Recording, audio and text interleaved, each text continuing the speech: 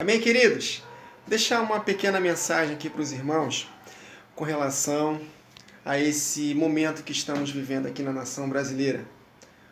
Um momento que os irmãos já sabem qual é a minha posição bíblica, não da minha cabeça, porque nós não conseguimos ver na Bíblia Jesus, por exemplo, convocando os seus discípulos para protestarem contra o Império Romano, contra o cruel Império Romano. Vamos lá, vamos batalhar, vamos lá na frente do Palácio de César lá, questionar, vamos batalhar pelos nossos direitos.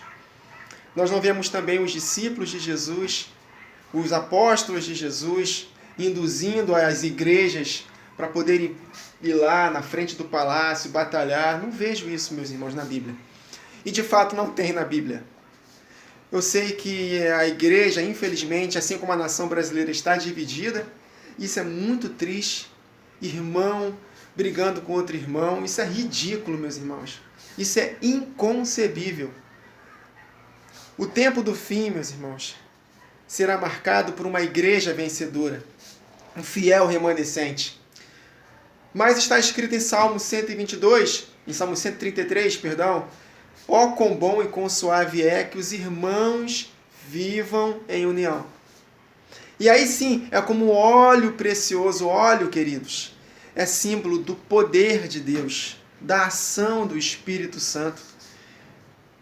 Então, o poder de Deus vai fluir na igreja para aquele fiel remanescente que estiver unidos num só pensamento, num só parecer, no mesmo espírito, preparados para sofrer. Jesus falou que devido ao aumento da maldade, o amor se esfriaria. Então, o aumento da maldade, ou seja, a maldade só vai aumentar. E Ló, ele foi tirado de um ambiente de promiscuidade, de injustiças. Basta ver lá em Gênesis 19. Então, o justo Ló, ele se afligia pelo procedimento libertino do povo de Sodoma. Então, o que vai acontecer não só no Brasil, mas no mundo todo, queridos? Procedimentos libertinos. Aumento da maldade. Não vai mudar, queridos. O cenário deste mundo só vai piorar. E não vai ser uma manifestação da força do braço que vai mudar isso. Eu estou feliz do lado de fora porque a esquerda ganhou? Claro que não. Eu não me tornei cúmplice votando na esquerda. Eu creio que o cristão que votou na esquerda, ele se tornou cúmplice das desgraças que virão nesse país. Mas ainda dá tempo de se arrepender. Eu creio que o cristão que votou na esquerda votou na ignorância. Então Deus não leva em conta o tempo de ignorância. Ou por não gostar do atual presidente, então por odiar o atual presidente, votou no presidente terrível, cheio de demônios. Entretanto, queridos, qual é o nosso dever agora? Abrir a matraca e ir na rua? Fazer vergonha? Não. Nós temos que continuar orando. Porque se o atual presidente não foi reeleito, foi da vontade de Deus, queridos. Aliás, deixa eu melhorar aqui. Não é a vontade de Deus, não. É permissão de Deus, porque não é a vontade de Deus que esse mundo esteja pior. Isso está profetizado na palavra, ninguém pode ir contra a palavra, mas não é a vontade plena de Deus. É uma permissão de Deus. Porque ele, na sua presciência, já profetizou na sua palavra. E ninguém pode ir contra a verdade, querido, já está escrito. Então ele permitiu que isso acontecesse. Por causa também dos pecados, dos muitos pecados da igreja. Assim como aconteceu no Antigo Testamento. Nabucodonosor foi enviado por causa dos muitos pecados da igreja. E os falsos profetas, tudo profetizando bênção, paz, vai tudo melhorar, não temam, Deus é conosco, mas estavam andando em pecados. Da mesma forma aconteceu aqui no país. Uma igreja brasileira, em sua grande maioria, apóstata, brincando com Deus, não pregando a palavra como deve ser pregada, uma baita liberdade, mas a palavra de Deus já está presa. ficou presa nesse tempo, continua presa. E aí os falsos profetas falando, não, Deus está com a nação, o Brasil vai ser isso e aquilo, vai ser uma bênção. E a minoria falando a realidade. A realidade é, queridos, que a igreja aqui no Brasil precisa de um aperto. Ela está sendo julgada. E Deus enviou um presidente de esquerda para poder nos corrigir. Assim como ele enviou Nabucodonosor, assim como ele enviou o rei da Síria para levar as 10 tribos dispersas. Ele sempre envia um rei mau para poder nos disciplinar, para poder disciplinar o seu povo. Sempre foi assim e não vai ser diferente agora, só porque nós queremos. O Brasil não é diferente, queridos. A igreja brasileira teve uma ótima oportunidade de ensinar a palavra como é, mas não correspondeu. Muitos escândalos de adultério, divórcios, roubos, avarezas, teologias da prosperidade sendo pregada à torta e à direita, ensinos deturpados da palavra. E Deus deu oportunidade, mas a igreja não correspondeu. Então não adianta ir para a rua. Ah, você é um crente que fica dentro de casa sem fazer nada. Essa é a hora de ir para a rua. Meus irmãos, essa é a hora de orarmos ainda mais. Porque o ir para a rua não é para fazer essa algazarra que estão fazendo aí, não. O ir para a rua, se fôssemos, era para poder anunciar arrependimento e pregar o evangelho. Cada um com o seu chamado específico. Cada um fazendo a sua parte. Eu não tenho nenhuma direção de Deus no momento de ir para a rua anunciar a palavra no microfone. Outros irmãos têm, graças a Deus por isso. Mas cada um vai sendo dirigido por aquilo que o Espírito vai conduzindo. Eu, no momento, estou usando essa ferramenta da internet para poder edificar vidas. E no meu ambiente do dia a dia com as pessoas, Deus tem me dado a oportunidade de transmitir essa verdade também. Em primeiro lugar, com o comportamento. Lá no meu trabalho, pessoas param para conversar comigo. Pessoas de filiais da minha empresa, da empresa onde eu trabalho, também perguntam para mim, isso é legal. Então, cada um é conduzido de acordo com o seu chamado específico. Vai chegar uma hora que a igreja vai ter que ir para a rua. Todo mundo vai ter que ir para a rua para poder anunciar a verdade, mas no momento certo, só quando estivermos unidos. Agora, ir para a rua agora, fazer essa algazarra que estão fazendo aí, meus irmãos, desculpa, eu estou envergonhado com os cristãos que estão indo para a rua fazer algazarra. Batalhando por um país melhor, indo totalmente contrário às Escrituras. Não reconhecem que o Brasil precisa de um juízo para que haja arrependimento. Então, é necessário que o governo de esquerda assuma esse país para que nós possamos acordar e ganharmos vidas para Jesus. Ah, Wagner, eu ouço muito isso, né? Mas o apóstolo Paulo, ele exerceu o seu direito de cidadão romano. Meus irmãos, é muita falta de entendimento da palavra. Filipenses capítulo 1, versos 12 e 13. Olha o porquê que o apóstolo Paulo exigiu comparecer diante de César. Quero, irmãos, certificar-vos de que as coisas que me aconteceram têm antes contribuído para o progresso do Evangelho. Olha aí o foco de Paulo. De maneira que as minhas cadeias em Cristo se tornaram conhecidas de toda a guarda pretoriana e de todos os demais. Olha aí. Minhas cadeias foram conhecidas diante de toda a guarda pretoriana. Qual o foco do apóstolo Paulo? Ganhar alguns para Cristo do palácio de César. E no final de Filipenses, olha como ele saúda os irmãos. Todos os santos, Filipenses 4 e 22, todos os santos vos saúdam, especialmente os da casa de César. O foco do apóstolo Paulo, queridos, não era exercer seu direito para poder curtir a vida e ter tudo do bom e do melhor do lado de fora. Se ele realmente estava focado nisso, por que ele não exerceu seu direito de cidadão romano na hora que ele estava sendo levado para ser decapitado pelo imperador Nero? É meu direito de cidadão romano. Você não pode tocar em mim. Eu sou de cidadania romana, Nero. Você não pode me decapitar. Ele exigiu esse direito quando ele foi levado para a guilhotina? Claro que não. Então, queridos, vamos ficar o tempo todo focando em tentar resolver na força do braço algo que Deus determinou? Ele está permitindo, queridos, para corrigir. O pecado do Brasil subiu até a tampa. Agora ele vai corrigir a igreja. Eu falo isso com tristeza no coração, mas ao mesmo tempo com esperança.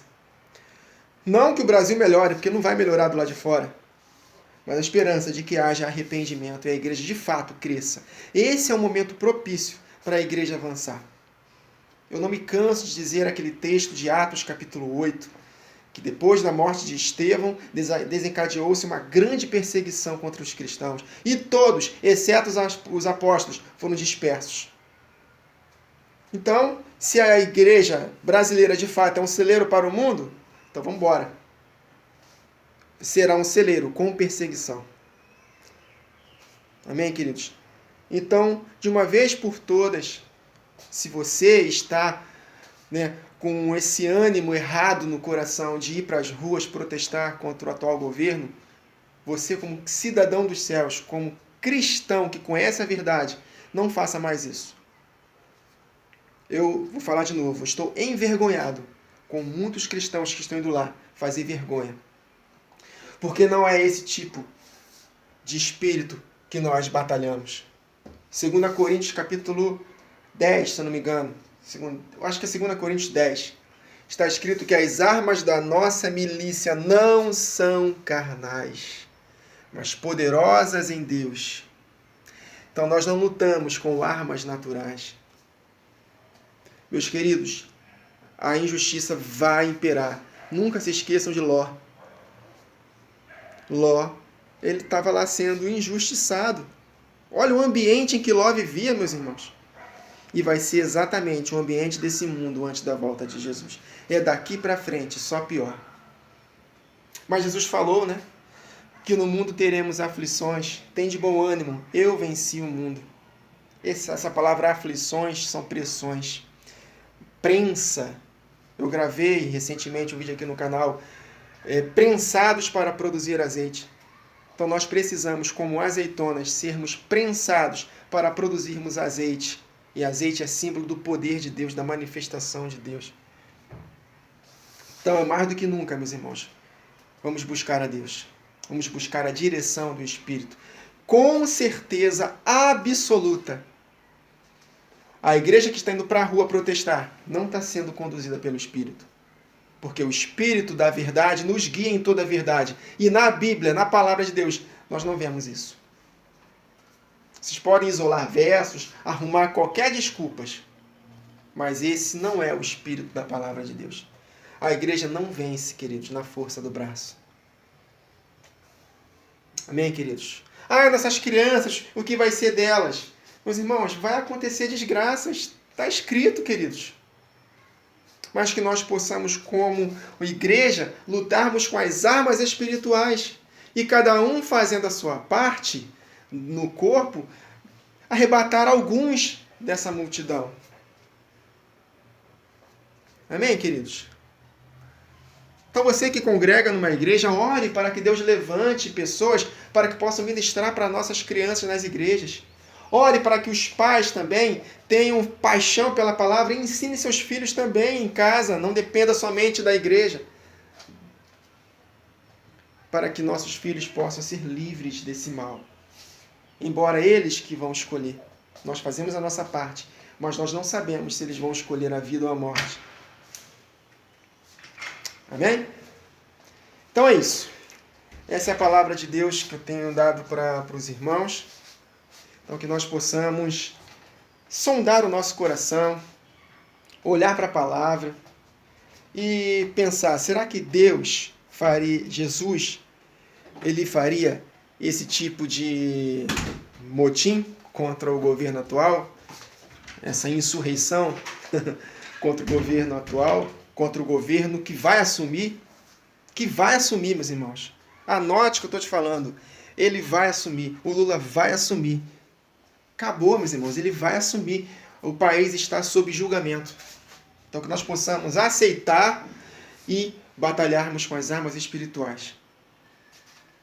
Você consegue ver os apóstolos passeando, promovendo passeatas? Não vejo, queridos, desculpa.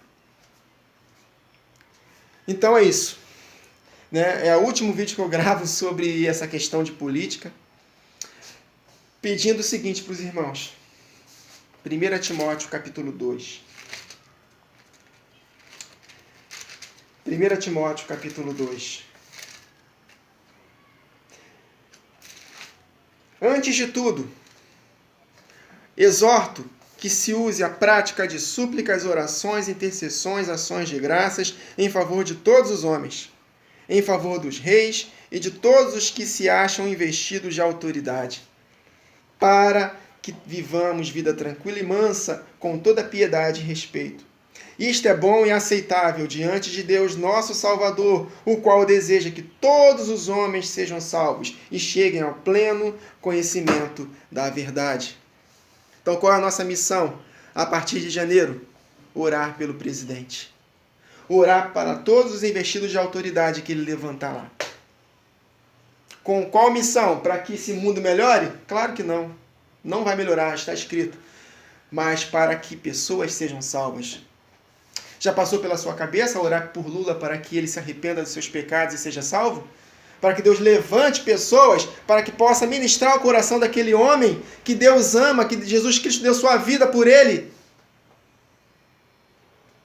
Não, eu quero que ele vá para o inferno, Wagner. Que espírito é esse? Nós somos chamados como ministros da reconciliação e não ministros da condenação. Embora nós sabemos que vai haver condenação por causa da falta de resposta do homem, mas nós temos que fazer a nossa parte, queridos. Orar pelos reis. Ele já entregou, Lula já entregou sua vida para Satanás. Isso não pode se reverter, não? Apóstolo Paulo, o pior dos pecadores, Deus o salvou porque ele se arrependeu. Por que Lula não pode se arrepender também?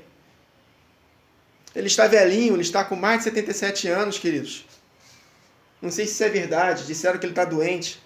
Então vamos orar por ele, para que esse homem possa arrepender dos seus pecados e ser salvo da condenação eterna. Mas não, a gente está indo lá xingá-lo. Tudo bem, ele é ladrão, ele é tudo isso que vocês estão falando, mas xingar não vai resolver. Só vai promover mais ainda a ira dele contra nós. Vocês estão dando um tiro no próprio pé, indo para a rua protestar. E Deus está vendo tudo isso, queridos. Então é tempo de alcançarmos o equilíbrio da palavra e entendermos que os dias que estamos vivendo são maus e só vão piorar. Nós possamos ser como o apóstolo Paulo, ter fome e sede por almas. O apóstolo Paulo nunca desrespeitou um governante. E quando ele desrespeitou, quando ele chamou um sumo sacerdote de parede branqueada, ele que tinha problema nos olhos, não enxergava bem, ele não havia percebido que era o sumo sacerdote que estava ali. E ele levou uma bofetada no rosto e pediu perdão. Desculpa, meus irmãos, eu não sabia que se tratava de um líder. E esse líder, ele estava fora da verdade, fazendo atrocidades, perseguindo os cristãos. Amém, queridos? Então é isso. Respeito aos governantes. Respeite o seu próximo governante. Não lute contra ele. Lute sim, se ele te exigir a fazer algo contrário à verdade, mas não desrespeite a autoridade constituída. Porque não há autoridade que não venha de Deus. Mas foi os homens que levantaram, não importa. Deus permitiu. E não se esqueçam de um detalhe. Segundo a Tessalonicenses 2, está escrito que Deus que enviará o anticristo. O anticristo ele será cheio do poder de Satanás, mas é Deus quem envia a operação do erro. Para julgar este mundo, queridos, que está cada vez mais afundados no pecado. Então Deus usa juízos com o propósito de que pessoas se arrependam. Então aceite o juízo de Deus para essa nação. Por que ele está permitindo isso? Porque ele tem compaixão das almas que vão se arrepender. Entendam isso. Os juízos vêm para que haja arrependimento. Não seja como Jonas, que foi lá pregar para Nínive, e ele detestou quando houve arrependimento. Você sabia disso? Ele não gostou do povo de Nínive ter se arrependido. Ficou super chateado. Mas Deus o fez pregar. E houve arrependimento. Eu fico imaginando, já pensou se Lula se converte ao cristianismo? Quantos e quantos cristãos que foram hoje, que estão indo hoje na rua protestar contra ele, vão ficar o quê? Super chateados porque ele se arrependeu, como Jonas. Então, meus irmãos, não faça isso. Enquanto Lula estiver respirando, há esperança para ele. Ao cheiro das águas, ele pode viver, se ele se arrepender. Então, a nossa missão é orar por ele. Amém, queridos? Palavra de Jesus para o nosso coração.